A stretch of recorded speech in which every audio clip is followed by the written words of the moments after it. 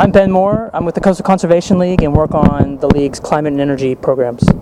I'm Frank von Hippel. I'm a professor of public and international affairs at Princeton University. I was trained as a nuclear physicist, and I have been working on nuclear power and nuclear weapons issues for the last 30 years. Dr. von Hippel, what is nuclear fuel recycling or reprocessing? Nuclear fuel, when it's discharged from a reactor, contains about 1% plutonium.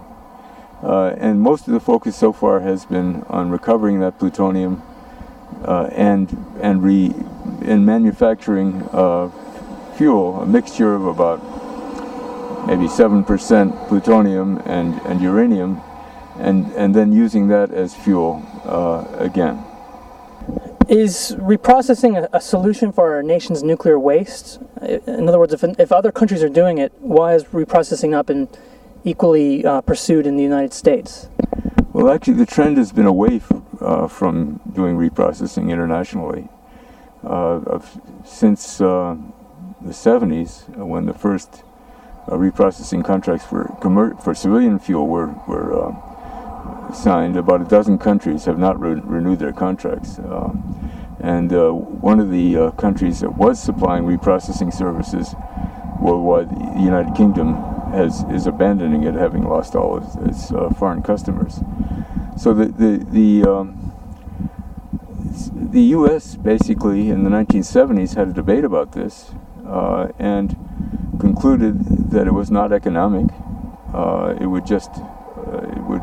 wasn't really a solution for radioactive waste. It does result in spent nuclear fuel being moved from reactors to a central storage site at the reprocessing plant, but it doesn't really eliminate the waste problem. And the U.S. also had a concern that plutonium is a weapons material, and that if you reprocess and separate out the plutonium, you increase greatly the chances that somehow some of it will leak out into either a country will adopt reprocessing because it really has an agenda that it wants to acquire nuclear weapons, or terrorists might steal some of the separated plutonium. There's a lot of talk about reprocessing in South Carolina. What does reprocessing mean for our state? Would it add to the amount of waste that's already in our state, or would it subtract from the amount of waste that's already in our state? It would add.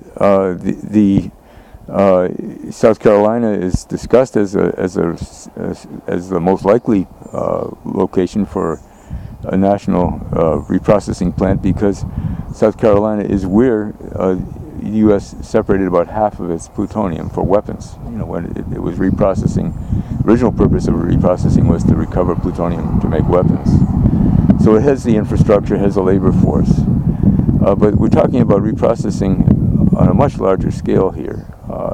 The amount of waste that would be separated, that would be processed a year, if you processed all the spent fuel that is generated in a year from U.S. reactors, would be twice as much waste would be generated each year as was generated over the whole period that the Savannah River site was reprocessing plutonium production reactor fuel to recover plutonium for weapons. And it would stay here. The waste would stay here until there is a site, national site, geological repository, where it could be taken to. And the reason that reprocessing is being discussed now, again, after 30 years, is because there's been a failure in really moving forward with an underground geological waste repository at the site that was chosen by Congress in Nevada. Are there alternatives to reprocessing nuclear spent fuel, and what would be the best alternative?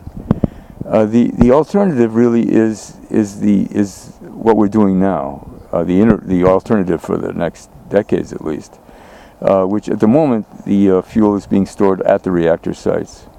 Initially, it's being stored. It has to cool down for a while.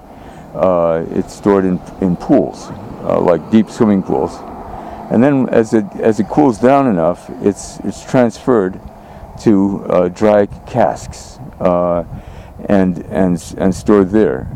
It's very safe. It's much cheaper than reprocessing, and so the question really is a choice of two alternatives for interim storage. One is at the sites in the form in which the reactor discharges the spent fuel, and the other is at a reprocessing plant after you do this very costly process of chemically dissolving the fuel and separating out the plutonium. And in your opinion, the former is preferable to the latter. It's the storing it in dry casks at reactor sites is preferable. It's cheaper, and it's also doesn't expose plutonium to theft.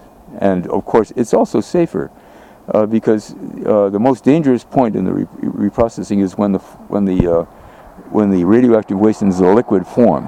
At that point, it's very vulnerable to accident or I mean, even cooling system of a spent radioactive waste tank could, if it failed, you could have this radioactive waste start boiling and so on. Or if you have a terrorist attack you could also have a very serious problem.